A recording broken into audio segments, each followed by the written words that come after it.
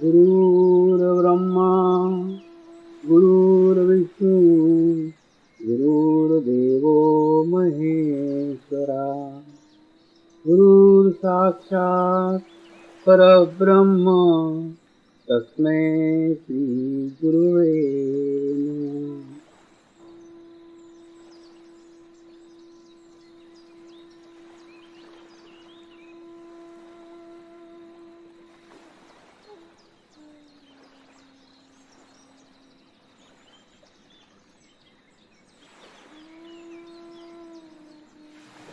मेरे साथ ध्यान की शुरुआत करेंगे।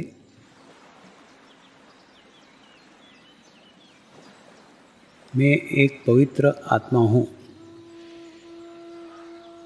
मैं एक शुद्ध आत्मा हूँ। मैं एक पवित्र आत्मा हूँ। मैं एक शुद्ध आत्मा हूँ। मैं एक पवित्र आत्मा हूँ। मैं एक शुद्ध आत्मा हूँ। गुरु मंत्र का उच्चारण करेंगे। ओम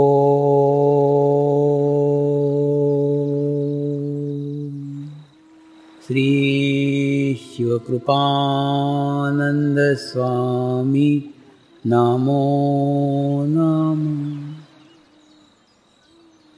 ओम श्री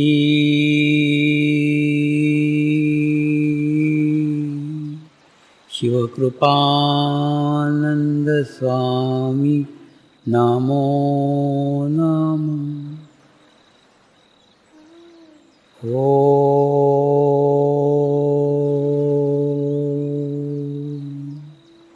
श्री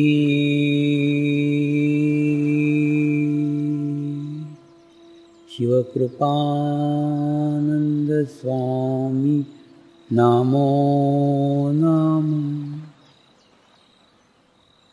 ओम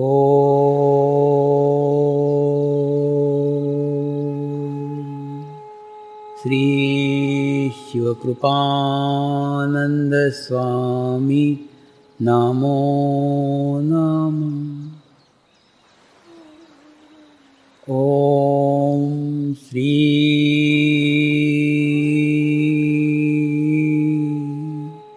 शिवकृपानंद स्वामी नमो नमः।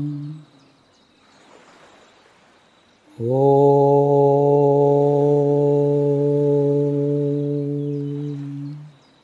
श्री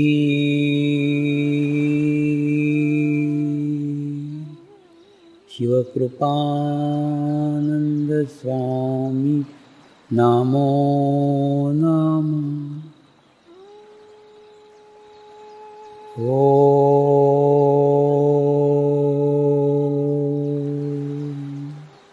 श्री शिवकृपानंद स्वामी नमो नमः।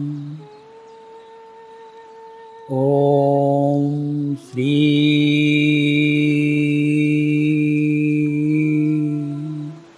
शिवकृपानंद स्वामी नमो नमः।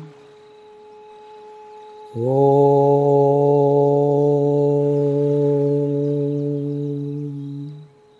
श्री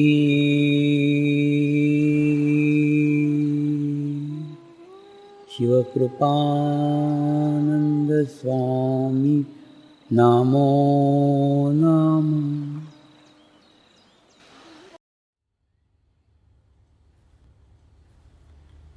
आज का चक्र नाभि चक्र में भूलेंगे।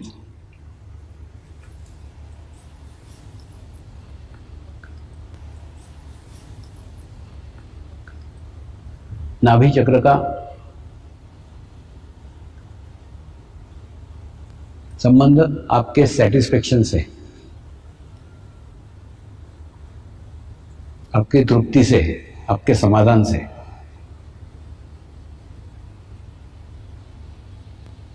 मैं उपभोग का विरोधी नहीं हूं। लेकिन उसी में चित्त डाल के अपने नाभि चक्र को खराब करने के विरोध में कैसे आपको बताता हूं। जैसे मेरे को कार खरीदना है, मेरे को कार खरीदना है, ऐसे 2 साल तक तुम सोच रहे हो, लेकिन कार नहीं ले पा रहे हो, तो उससे क्या होगा? तुम्हारे अंदर एक अतृप्ति निर्माण हो जाएगी,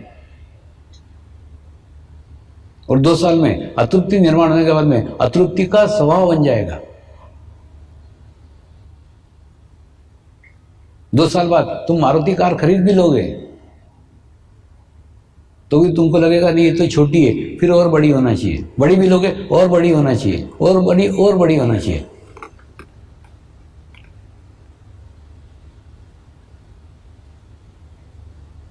तो जो चीज खरीदना है, खरीद के बाजू हटो ना, उसके बारे में खूब सोचो मत, विचार मत करो मेरे को मिलना चाहिए, मिलना चाहिए, मिलना चाहिए। ऐसा जितना सोचोगे तुम्हारा नाभि चक्र उतना पकड़ेगा। नाभि चक्र जितना पकड़ेगा उसके दुष्परिणाम तुम्हारे नाभि चक्र पे आएंगे।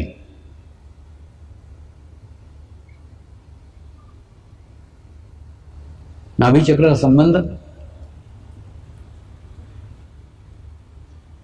पति पत्नी के रिलेशंस के साथ भी है। कई पत्नियां मेरे को अपने पति की कंप्लेंट करते रहती है, पति ऐसा है, पति वैसा है। मैं उन पत्नियों को बोलता हूं तू उसको छोड़ दे, तू तेरा ध्यान कर, तू तेरा ध्यान करेगी वो ऑटोमेटिकली सुधर जाएगा। या कई लोग पत्नियों की शिकायत करते हैं, उनको बोलता हूं तू उधर चित्त मत डाले, उसको सुधारने में तेरे बिगड़ने के चांसेस है। तुम अपने पार्टनर को सुधारने का कोशिश ही मत करो, कोशिश करोगे तो तुम भी बिगड़ जाओगे। सबसे आसान तरीका है तुम ध्यान करो, मेडिटेशन करो। पति पत्नी का संबंध यूट्यूब तरीका है।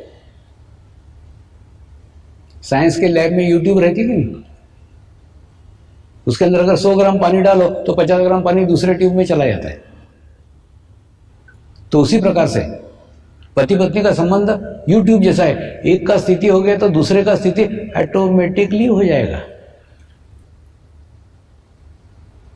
तुम उसको सुधारने की कोशिश मत करो, अपने को सुधार लो, दूसरा सुधर जाएगा। कैसे? मैं आपको 2 उदाहरणों से समझाता हूं।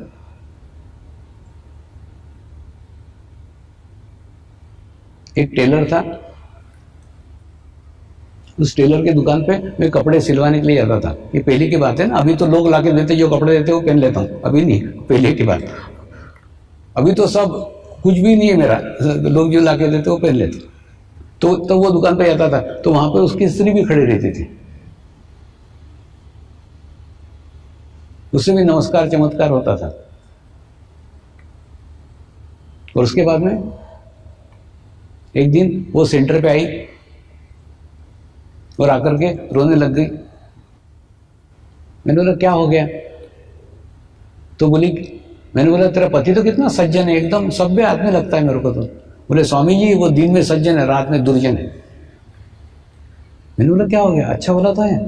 बोले नहीं, रात को दारू पी करके आता है और घर में खूब धिंगाना करता है, ये फुट डाल, वो फुट डाल, वो तोड़ डाल, वो मारपीट करता है मेरे साथ।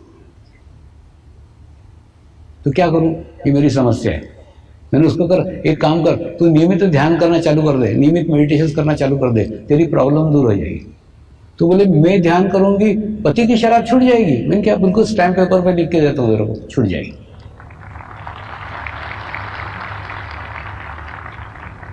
तो रेगुलरली सेंटर पे आने लग गई, रेगुलरली ध्यान करने लग गई। 45 दिन तक ध्यान भी किया, अनुष्ठान पूर्ण किया। अनुष्ठान करने के बाद में फिर भी रो रही थी। बोला क्या हो गया? स्वामी ये वो अभी भी पूरी की पूरी बोतल पी रहा है, आधी भी नहीं हुई अभी उसकी, पूरी बोतल अभी भी शराब पीता है वो।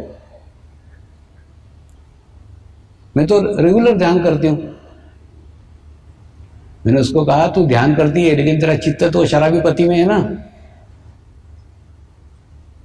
अब तू बता, तेरे ऊपर तू इत्र की बोतलें डाल रही है और तेरी नाक तूने गंदे नाली में डाल के रखी, तो तेरे को बदबू आएगी कि खुशबू आएगी? तो बोले बदबू आएगी। मैंने बोला क्यों? क्योंकि मैंने नाक जहां से खुशबू या बदबू आती है वो नाली में डाली इसलिए। बिल्कुल ठीक ऐसा ही 45 दिन के ध्यान करके तो अपने ऊपर अच्छा वाइब्रेशंस ले रही है, लेकिन तेरा चित्त कहाँ है, तेरा अटेंशन कहाँ है? वो शराबी पति में। तो जब तक तू उसमें से चित्त नहीं निकालती उसकी शराब नहीं छूट सकती। फिर उसके कुछ समझ में आया, उसने पति में से चित्त निकाला और ध्यान करने लग गई, मेडिटेशन करने लग गई। तो एक दिन क्या हुआ, स्कूटर से उसका पति छोड़ने को आया था और वो आता था, कई बार आता था, स्कूटर में बाहर सिगरेट फूकते हुए बैठता था। एक दिन क्या हुआ, जोर से पानी आ गया तो कहाँ जाए, वो भी घुस गया सेंटर के अंदर। सब लोग ध्यान कर रहे थे, वो भी पीछे बैठ गया, वो भी ध्यान करने लग गया। ध्यान करने के बाद में जब ध्यान समाप्त हो गया तो मेरे पास आए, स्वामी जी आज मैंने भी ध्यान किया। इनकी अच्छी बात है। स्वामी जी मुझे बहुत अच्छा लगा। इनकी अच्छी बात है। स्वामी जी मैं भी ध्यान करना चाहता हूँ। इनके करना, किसने रोका है। स्वामी जी मैं रात को दारू पीता हूँ। इनके रात को दारू पिया कर, सवेरे ध्यान किया कर। तो बोले चलेगा, मिलके दौड़ेगा। इनके आगे आए मेरे चक्कर में। तो उसके बाद में दूसरे दिन से वो सुबह ध्यान करने आने लग गया, ध्यान करने आने लग गया। और बाद में धीरे धीरे वो शराब पीता था ना तो उल्टी हो जाती थी। एक बार हो गई, 2 बार हो गई, 3 बार हो गई। और कभी शराब पीने बैठता तो ग्लास के अंदर स्वामी जी नजर आते थे।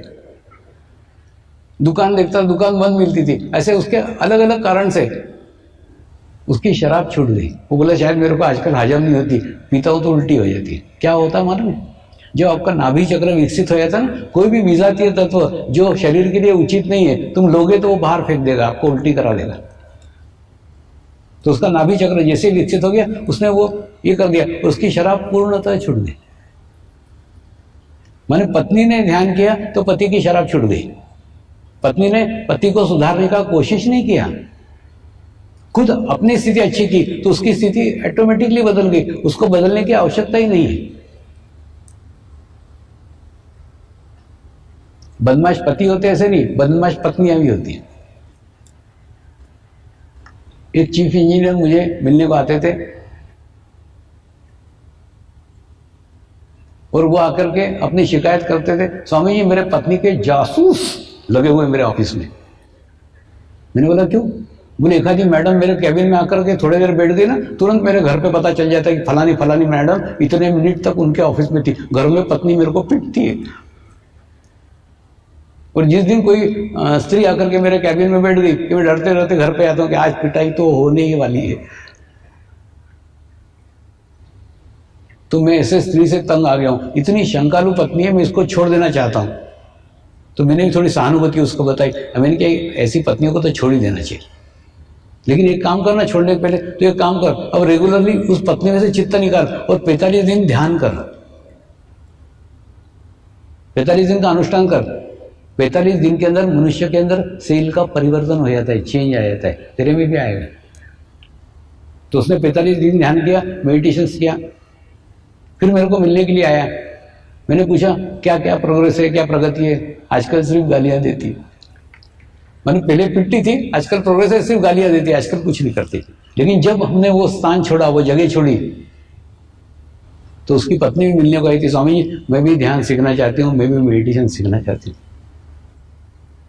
तो इसलिए अपने पार्टनर को सुधारने का कोशिश मत करो, कोशिश में तुम्हारे बिगड़ने के पूरे पूरे आसार है। अगर अपने पार्टनर को सुधारना चाहते हो तो उसमें से चित्त निकालो और अपना स्थिति इतना अच्छा करो, इतना अच्छा करो कि ऑटोमेटिकली उसका स्थिति भी अच्छा हो जाए।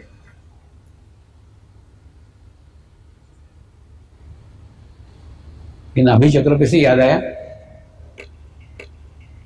कई बार ना मैं मेरे गुरुओं से झगड़े करता हूं, खूब लड़ता हूं।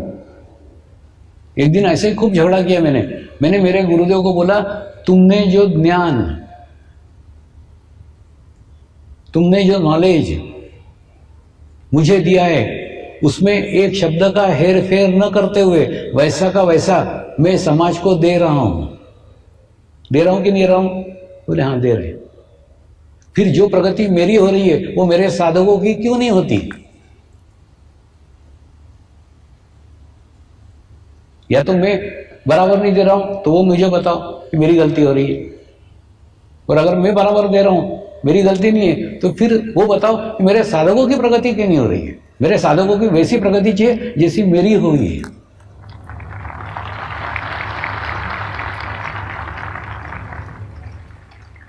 इसलिए मैं झगड़ा करता हूं। तो उन्होंने क्या उत्तर दिया मालूम है? उन्होंने उत्तर दिया, कुछ शरीर के चक्र ऐसे हैं जो चक्र उनको ही क्लियर करना पड़ेंगे। जब तक वो उनके चक्र क्लियर नहीं करते तो कोई हथेली नहीं लगा सकता। उनकी आध्यात्मिक प्रगति उनके ही हाथ में। उसमें का ये सबसे नीचे का चक्र था नाभि चक्र। नाभि चक्र में यानी साधक ने जब तक अपनी पत्नी से संबंध अच्छे नहीं किए उसकी आध्यात्मिक प्रगति संभव ही नहीं है। पत्नी ने भी जब तक अपने पति के साथ रिलेशंस अच्छे नहीं किए उसकी आध्यात्मिक प्रगति संभव ही नहीं है। नाभि चक्र एकदम स्ट्रांग है, तुम्हारे आंतरिक संबंध आपस में हैं।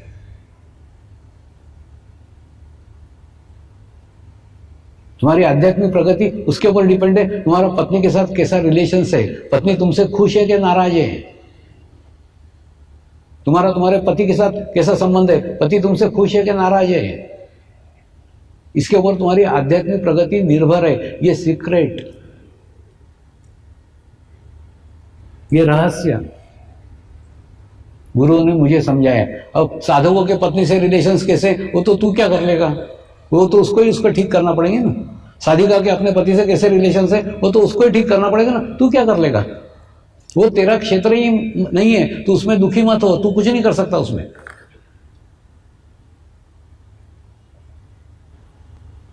ऐसे ही दूसरा एक चक्र उन्होंने बताया, हृदय चक्र। हृदय चक्र का संबंध तुम्हारे माँ और तुम्हारे बाप से। तुम्हारे माँ बाप तुमसे कितना खुश है, तुमसे कितना प्रसन्न है, उसके ऊपर तुम्हारी आध्यात्मिक प्रगति निर्भर करती है। आध्यात्मिक प्रोग्रेस निर्भर करती है तुम्हारे माँ बाप तुमसे खुश है या नहीं है। अगर जीवित है तो उनको खुश करने का प्रयत्न करो, प्रसन्न करने का प्रयत्न करो, और नहीं है तो उनके लिए प्रार्थना करो, उनके लिए प्रेयर करो।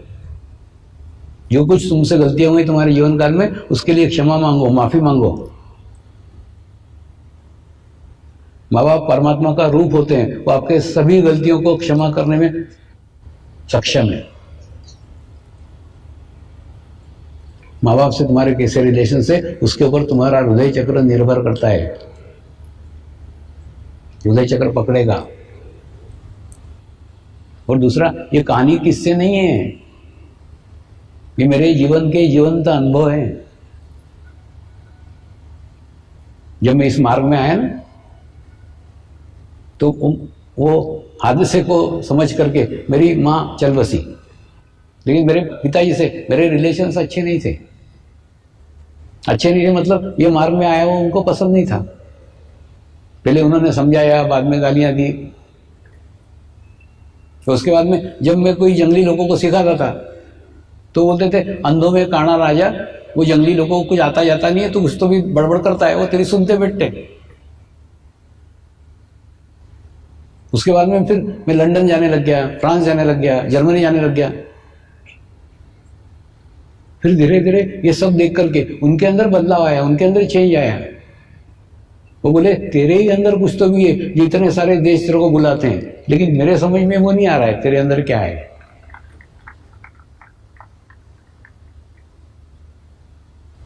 उनकी अभी 3 साल पहले मृत्यु हुई, लेकिन मृत्यु के 3 साल पहले स्थिति ये थी कि मैं उनको पिताजी करके नमस्कार करता था, वो गुरु करके मेरे को नमस्कार करते थे। मैंने जो बाप जीवन भर विरोधी रहा हो,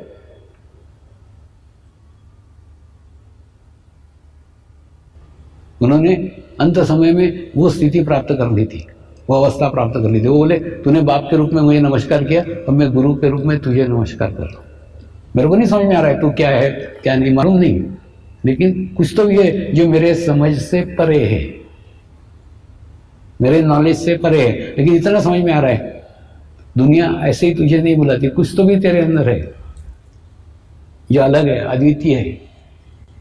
कई बार होते थे ना, कई घटनाएं होती थी, जैसे आजकल के बच्चों को पतंग उड़ाना नहीं आता, तो मेरे को वो बोलते थे, अरे उनको मालूम था मैं खूब पतंगबाजी करता था पहले, तो बोले, अरे आजकल के औलादों को पतंग नहीं उड़ा के दिखा था जरा। तो मस्त मैदान में आकर के पतंग उड़ा के दिखा रहा था उनको, सब बच्चों को दिखा रहा था। लोग भी बोले, क्या बुढ़ा पतंग उड़ा रहा है। और पिताजी मेरे को बोले अब ये पतंग उड़ा रहा है, ये मेरा लड़का है, या ये 2-2 लाख लोगों को शिविर में लोगों को प्रवचन देता है, वो मेरा लड़का है। मैंने बोला पतंग उड़ा रहा है तुम्हारा लड़का है, प्रवचन दे रहा है वो और कोई है। वो माध्यम है, किसी का लड़का ये तुम्हारा है, जो पतंग उड़ा रहा है तुम्हारा लड़का है। तो कहने का मतलब जब पिताजी के अंदर चेंज आया, पिताजी के अंदर बदलाव है, तब जाके आध्यात्मिक प्रोग्रेस हुई है, आध्यात्मिक प्रगति हुई है। तो आप भी आपके माँ बाप से जब तक रिलेशंस अच्छे नहीं कर लेते, जब तक माँ बाप को खुश नहीं करते, माँ बाप को प्रसन्न नहीं करते, आपकी भी आध्यात्मिक प्रगति नहीं हो सकती। और तीसरा चक्र है विशुद्धि। विशुद्धि यश का स्थान है। तुम्हारे भाइयों से, तुम्हारे बहनों से रिलेशंस कैसे, उसके ऊपर तुम्हारी आध्यात्मिक प्रगति निर्भर है।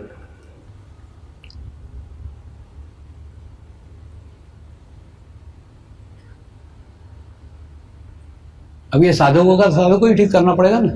तुम्हारा पति पत्नी के रिलेशंस कैसे है, तुमको ठीक करना पड़ेगा। तुम्हारे माँ बाप से रिलेशंस कैसे है, तुमको ठीक करना पड़ेगा। तुमको तुम्हारे भाई बहनों से रिलेशंस कैसे है, ठीक करना पड़ेगा। मैंने भी मेरे जीवन में जब बहनों से रिलेशंस अच्छे किए, तब जाके आध्यात्मिक प्रगति हुई है। कई सालों तक कोई रिलेशंस नहीं थे। दूसरा, रिलेशन नहीं रखना भी खराब रिलेशंस के कैटेगरी में आता है। कैसे आता है? बहनें याद करती होगी ना, क्या रे पहले अपन भाई के साथ कैसे बचपन में रहते थे, आजकल तो भाई चिट्ठी भी नहीं देता, पत्र भी नहीं बोलता, फोन भी नहीं करता।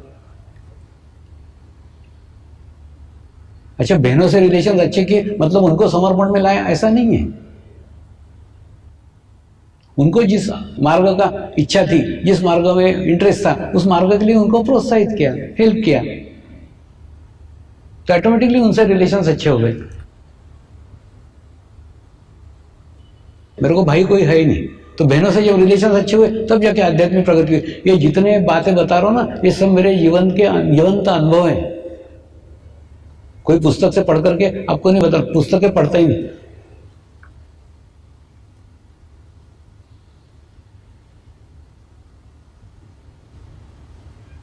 तो मेरे गुरु ने कहा, साधक ये अपने रिलेशन जब तक अच्छे नहीं कर सकते तब तक तू कुछ नहीं कर सकता। तू क्या कर सकता है उसमें? हाँ, तू उनको सिर्फ बता कि ये तुम्हारे संबंध अच्छे करो तो तुम्हारी आध्यात्मिक प्रगति होगी। मैंने दूसरे दिन गुरु पूर्णिमा बता दिया सबको।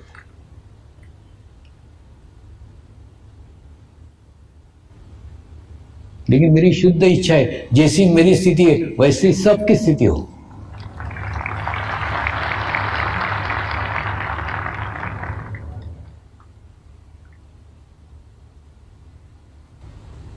लेकिन ये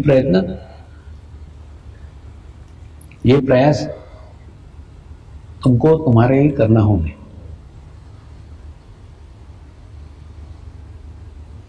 दूसरा,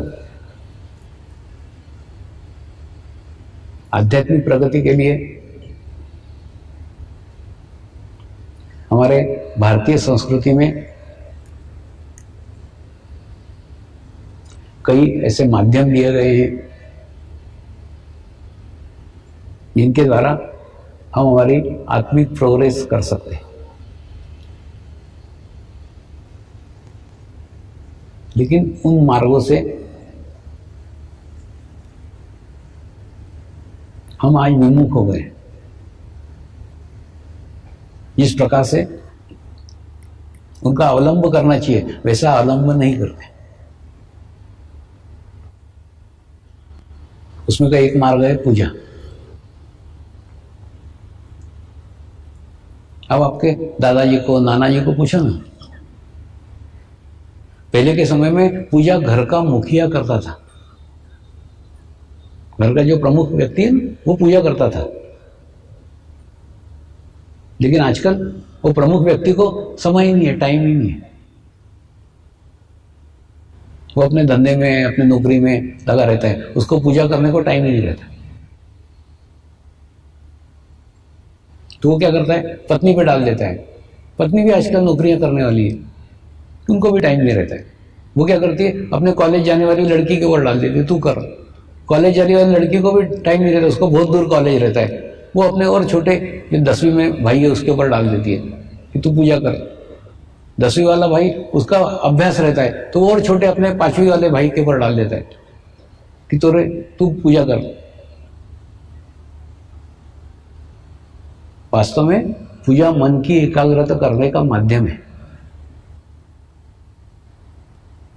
क्रमबद्ध तरीके से, लयबद्ध तरीके से पहले रेशमी वस्त्र पहनना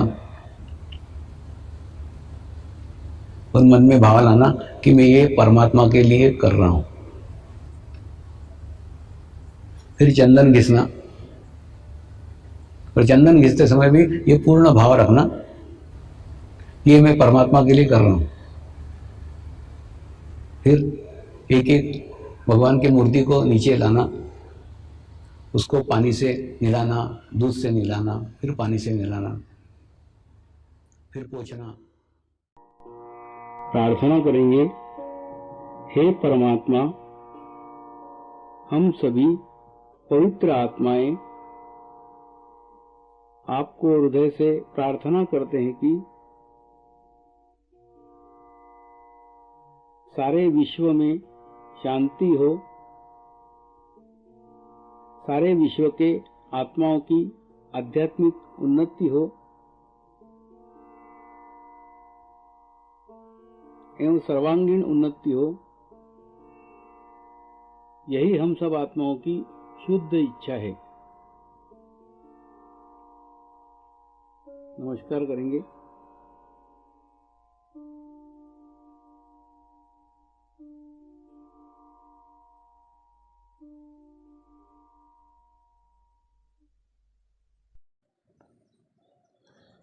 हे परमात्मा,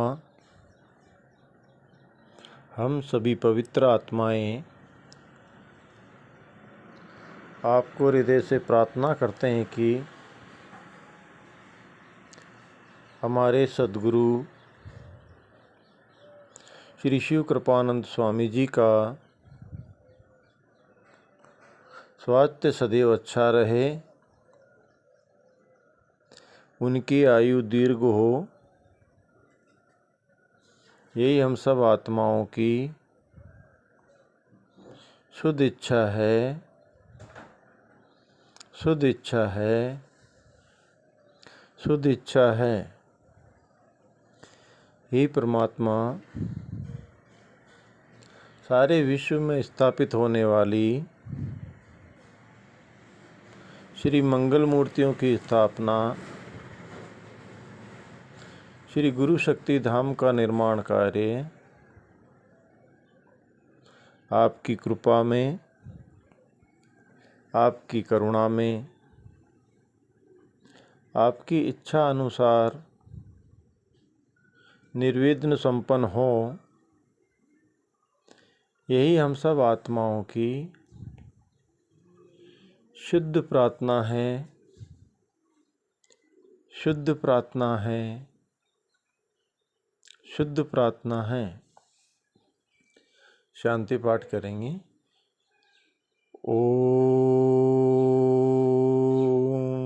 ध्यो शांति अंतरिक्ष ग्वम शांति पृथ्वी शांति आपः शांति औषधयः शांति वनस्पतयः शांति विश्वे देवाः शांति ब्रह्म शांति सर्वगं शांति शांति एव शांति सामा शांति एधि ओम शांति शांति शांति सर्व इष्ट सुशांति भवतु।